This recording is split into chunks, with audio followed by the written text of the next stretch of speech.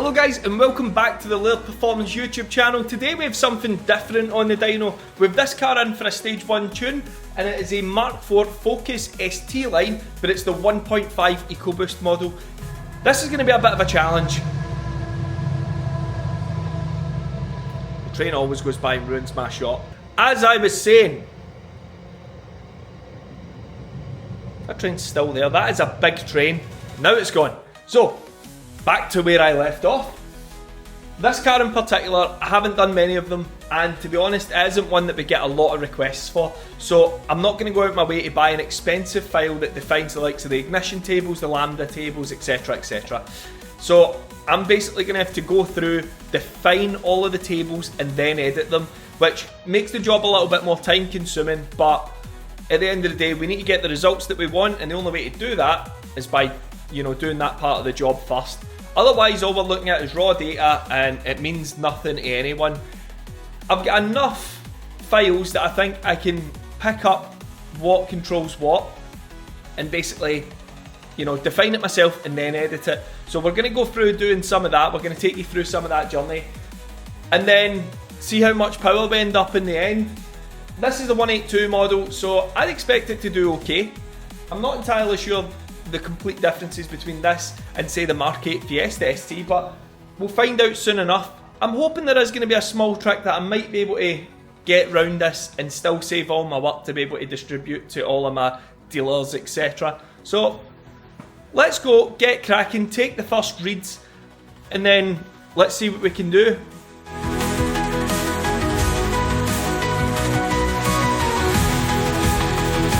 So in jobs like this is where the HP Tuners tool can come in really handy.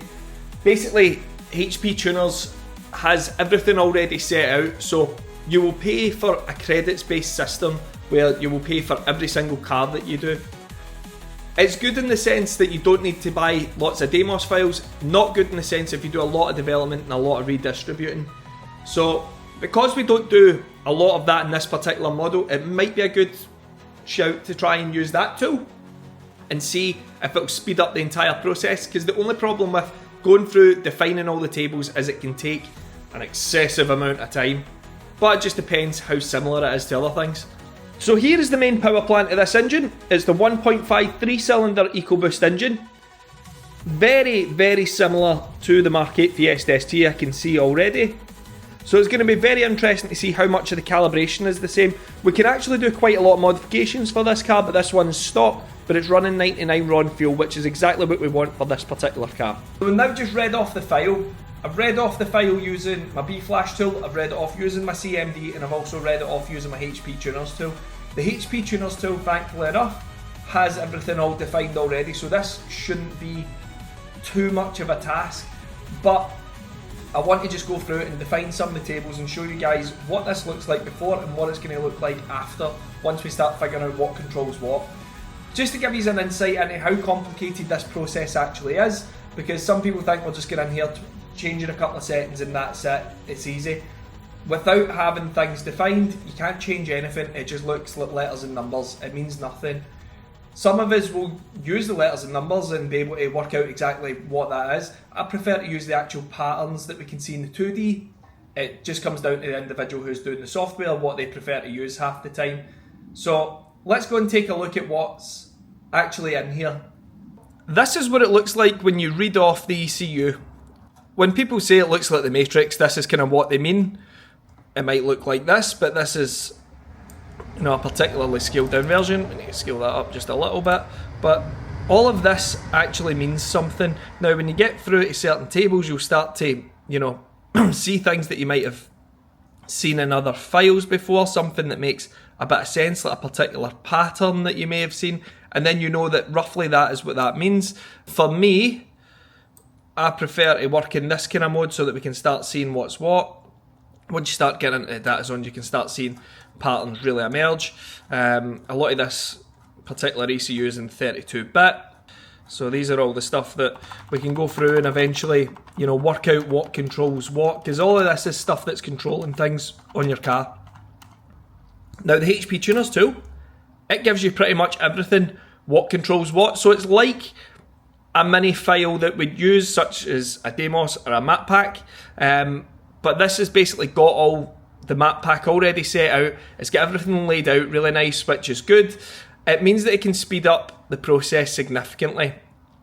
I could then change everything on this and not need to worry about it. The only thing is I need to pay 2 credits to use this particular tool, but that's because you're paying for all this sort of stuff here, which will save me a lot in time, which in turn saves me in the long run. So I can make changes here, I can then read it off, and if there's stuff missing from here, I can then make changes using my other tools until I get the perfect file. Now what we're going to do is we're going to go and run the car standard, see what it's putting out, and then we can start making our changes from there.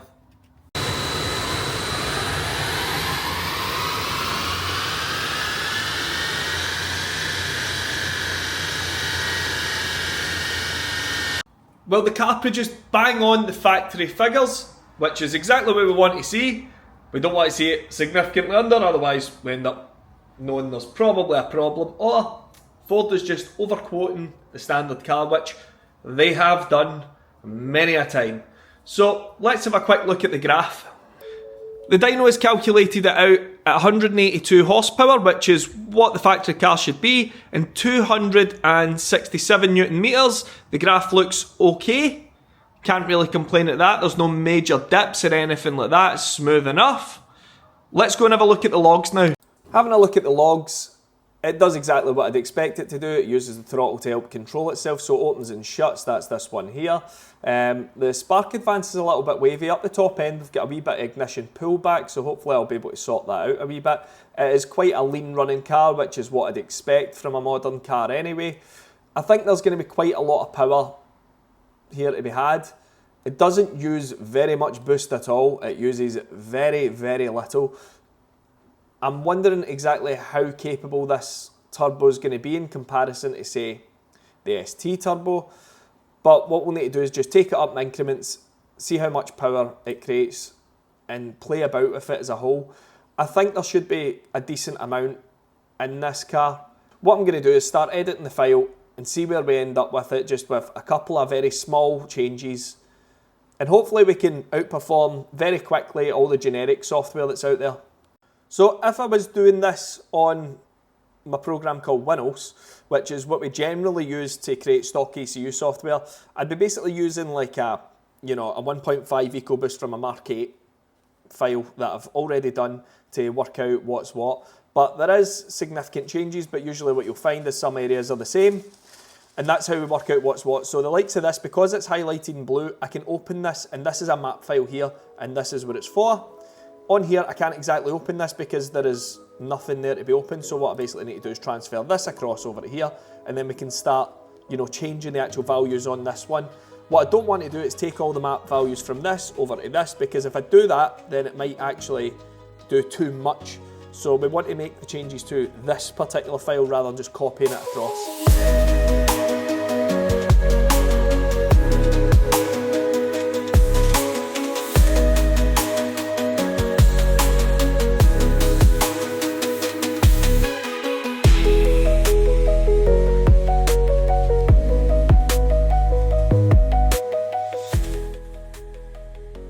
So I've now hit my first hurdle, which is trying to find a particular set of tables. There's nothing round about it that's really wanting to kind of line up with it, so I'll maybe need to go a wee bit further down and try and find it. It's going to be a bit difficult, or I'll just need to look for the pattern in this case and see if I can then line it up that way. This is a particularly major part of this, so I will need this to be able to go any further with the car. So this is what I mean in terms of patterns. Now we can see that this is very similar to this, but it's also similar to other ones. So it's working out if this is the correct one that we're looking for, which I'll only be able to do once I actually line it up and define it, and then I'll be able to see if this is the same as this. And if it is, then good, that's us getting another section. We now have everything defined on the computer, ready to go. All I need to do now is make some changes, which we're going to start off soft. We're going to start off by just changing the air-fuel ratio in some of the maximum torque tables and see if that just gives us a little bit of a lift. It might go into limp mode, it might trip out. There's loads of things that can happen in between this, but small changes and then we can start making bigger ones. What we don't want to do is create a situation where the car just starts losing power. So we start off small, because sometimes you find the smallest changes make the biggest impact. So we'll start with that and then see where it goes from there. Hopefully we're going to see a little bit more than 182. Well, with the first file on, the car actually starts, which is always a good start, because whenever you're doing something new, you've always got the risk of, well, you change one value the car doesn't like, or you make a mistake somewhere and it bricks the ECU, which means the car won't start. And sometimes it's a pretty big palaver where you need to pull ECUs out, separate them in some cases, and it can just be a bit of a nightmare. In a lot of Fords, you can usually just fix it through the OBD and it's fine, but there has been occasions where I've had to pull ECUs out for, you know, just changing a value and the car didn't like it. There's loads of things that actually cause that, but it started up, so we're going to now go and see exactly what our changes have done, make sure the air fuel ratio changes the way I've instructed it to, and see if we get any more just extra torque just by lifting the torque tables a little. It's only been a small change that I've made, but hopefully it's going to lift the entire thing, because like I said, sometimes less is more.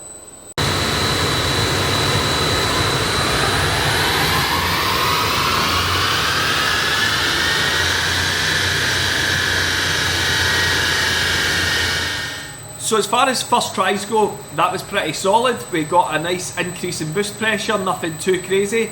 The throttle opened up a bit more, which was nicer.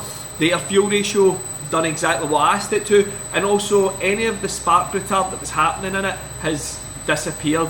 So there is a fair few changes I want to make now to try and make this a little bit better. But when we look at how much power we actually gained across it, we've got it up just a little touch. It isn't too crazy. I'm not trying to go crazy with the spark advance or anything like that yet, and we're still not really pushing the boost that we want to. But right now we've gave it an extra 5 horsepower, but the torque has jumped up from 267 Newton meters to 289 Newton meters, but that'll be mainly because of the maximum torque tables that we've changed. So now I'm going to go back and make a fair few more changes that will bring this into line with what we want to be actually seeing. The only thing about this car, like the Mark 8 Fiesta ST, is the heat soak under the bonnet. You can notice it quite substantially on these 1.5 EcoBoost engines, that the intake temps end up quite high. It's a drawback that the Mark 8 suffers from, so it's clearly apparent on this one as well. The ambient temperature right now is quite cold, yet we were still seeing, just from it sitting on the dyno for a little bit, 35 degrees and above.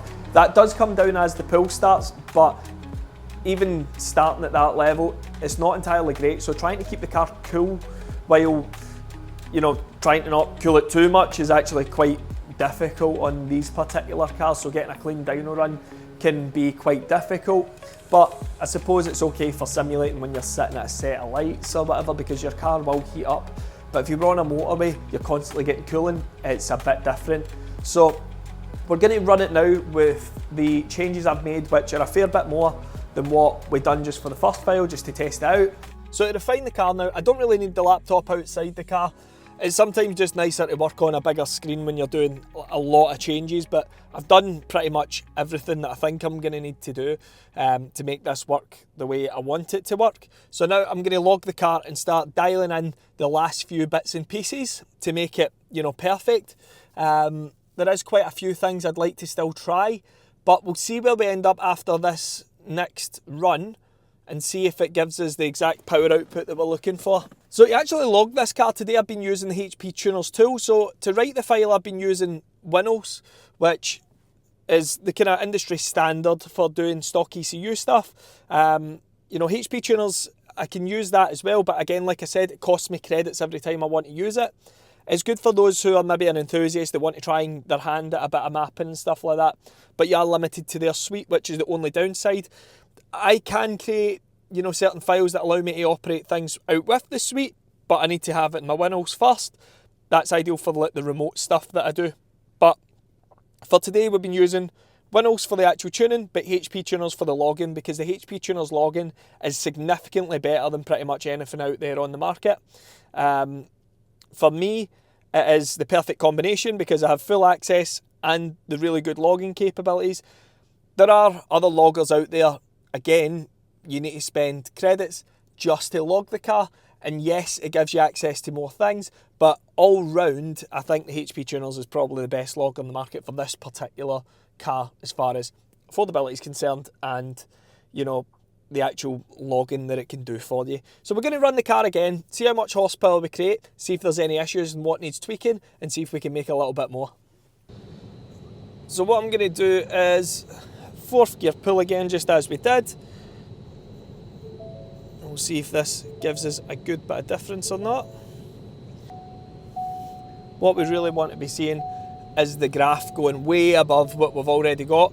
And remember, those last few, you know, horsepower that we got right across that rev range there, that was with very, very few changes. That was a simple change to the air fuel ratio and a lift of the maximum torque tables. That was all I had to do to get that extra horsepower.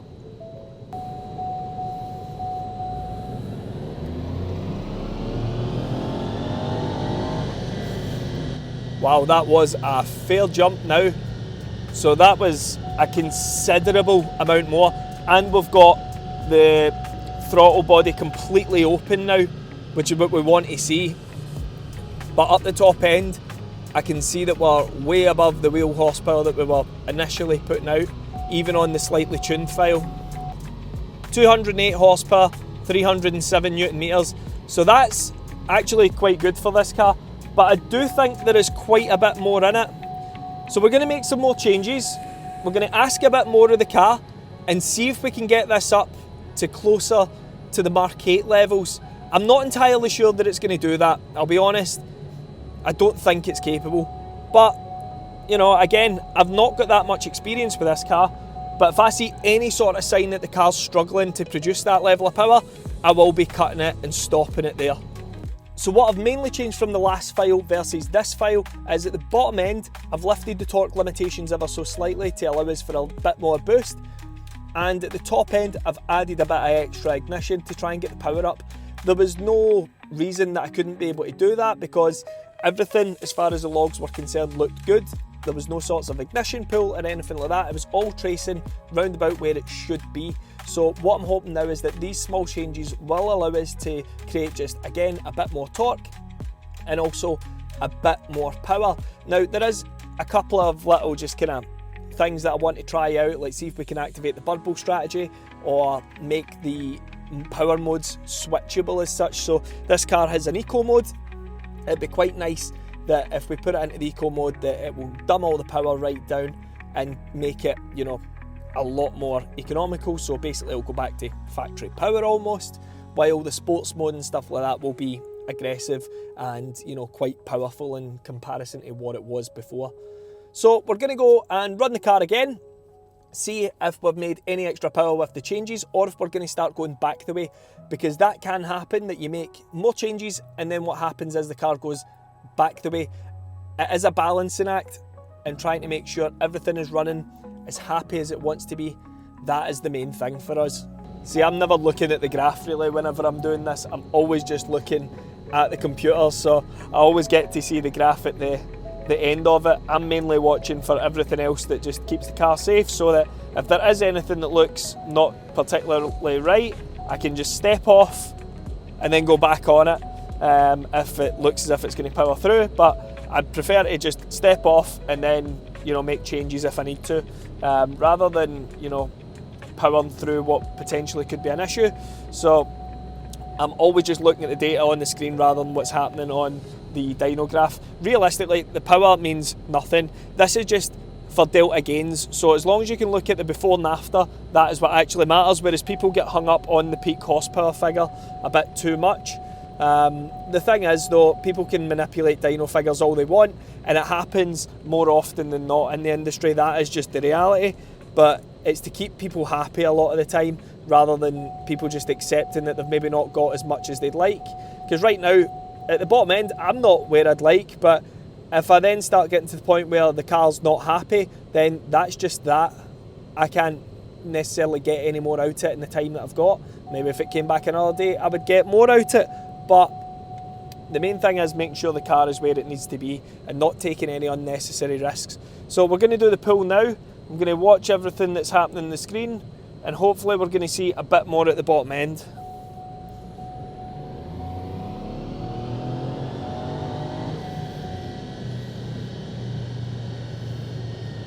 There is a possibility that we might actually see a bit more at the top end. Now I can look at the screen. Oh, we might indeed just see a little bit more at the top end, because that was once again even nicer.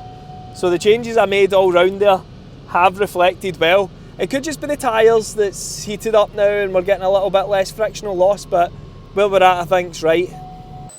So right now we're sitting at 221 horsepower with 340 newton meters, and the logs are looking great. That is what we'll want to try and see. There is still room for improvement down the bottom end, which is exactly what we're looking for. The top end, I actually think there is a small chance that I could still get just a little bit more out of it. But right now, I think that is plenty for the top end. So I don't think at this point in time, right now going forward, I'm going to make any more changes to the top end. I'm going to continue with the bottom end. I made a little bit more that time, so we're now up at 340 newton meters. My target's 360, so that's another 20 I need to try and get, which might be quite hard, but is definitely not impossible. So I'm going to go ahead, make more changes to the bottom end, try and bring it up just that little bit more, and see if we can get the end result that we're looking for. I'm hoping that what we see here is just further enhanced. Top end stays the same, and we're going to have that peak bottom end number. Right now I'm not particularly sure who is tuning these particular cars.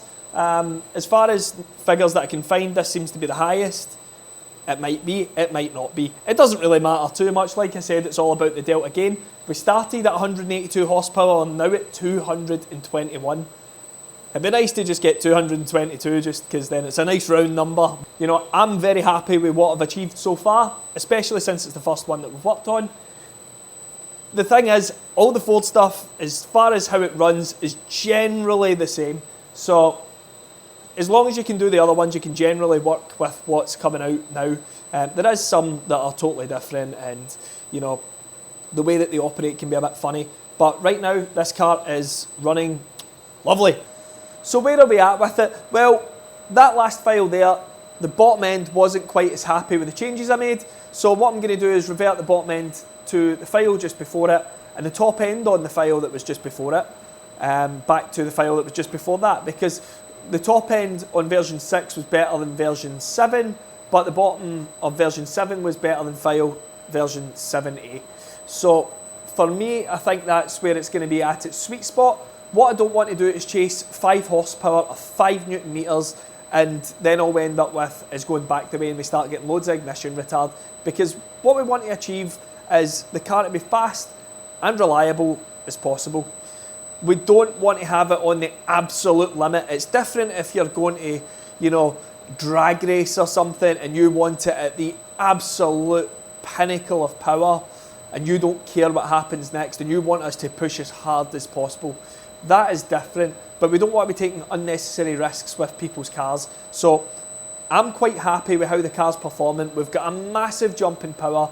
Now I'm going to try and do a couple of nice wee custom features for the customer that he doesn't yet know about. So I'm going to go ahead and try some of that now and see if it all works out as it should. It'd be nice to get the ST style burbles working. Whether the car's going to do it or not is different, but I'll try and activate it and then see how it goes from there. So I'll need to start off by enabling it in the ECU. So this strategy looks like it's already there. But the problem I've got is I can do this and sometimes it will not like it and then the car might not want to start, so I'll then need to take it off and put it back on again and whatnot without all this. But we're going to try enabling it just as the ST's enabled and hopefully it'll work. I do this on like the MK4 Focus ST where it doesn't have the auto rev blip on the downshift, so if I have a car in the workshop, basically I can enable all that and it will just work as it should. So hopefully I'll be able to do the same thing with this and make it all work, because that would just be a nice wee feature for the customer that he's maybe not requested, but it just makes it that little bit sportier. It's a young guy that owns this car, so I'm sure he'll want it to have a nice bit of sportiness to it. So what we're going to do is have a look and see what else is currently here.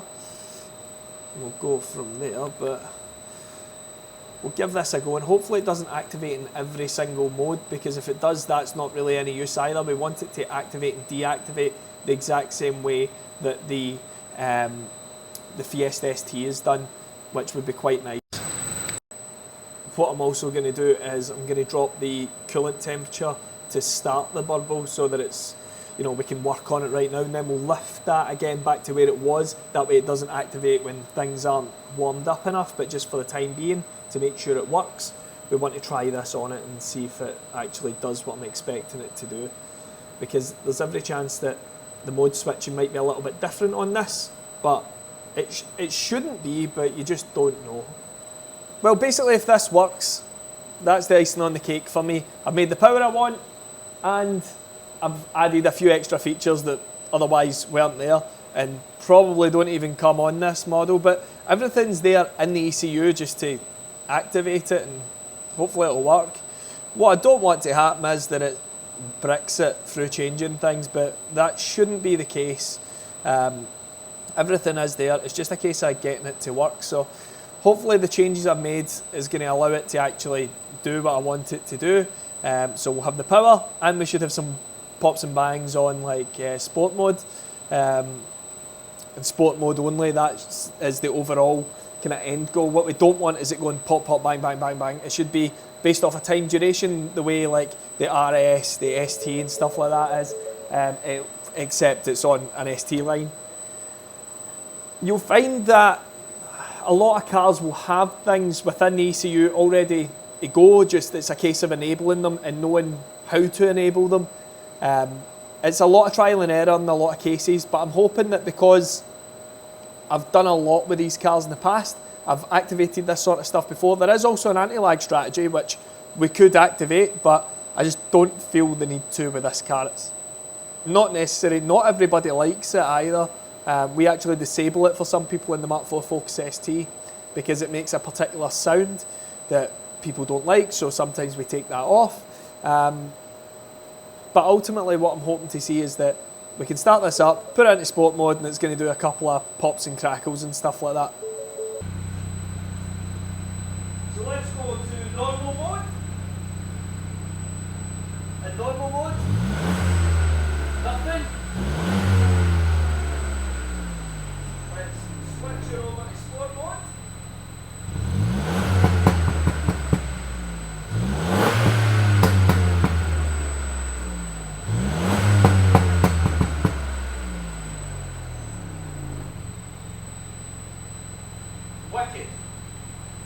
That's like achievement unlocked.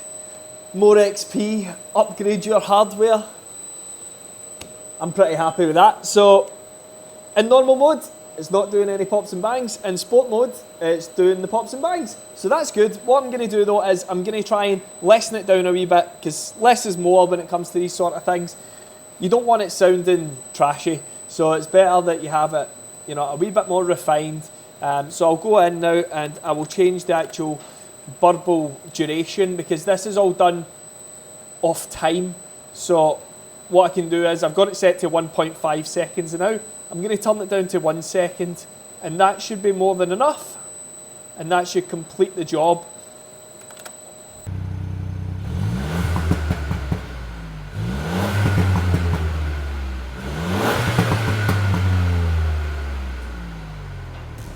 So just to recap on what we've achieved this session, the car is now producing 40 horsepower more than it did before and 90 Newton meters more than it did before. Also, we've enabled map switching, so when you go into eco mode, it's going to be 20% less powerful than it is in, say, normal mode or sport mode. Basically, it gives you that nice little bit of extra eco that you want, and basically makes it feel like the stock car did. And also, we've enabled the sport kind of burbles, like the Mark8 Fiesta ST and the Focus ST. So the car now has all the features of that ST badge. I think the customer's going to be pretty happy with it. But that is all for today's video. Make sure to join us in the next one where we do a bit more development work on some other cars. So like, comment, subscribe, make a suggestion down below on what you want to see, and we'll see you in the next one. And if you guys want to get any hardware for any of these cars or anything in general, simply drop us a message at any of our social medias, or even head off to our website, laird-performance.co.uk, where you can find a range of different hardware for these cars, for Hyundais, Mercedes, you name it, we've probably got it. And if we don't have it, then we could probably get it. But yeah, until next time guys, we'll see you then.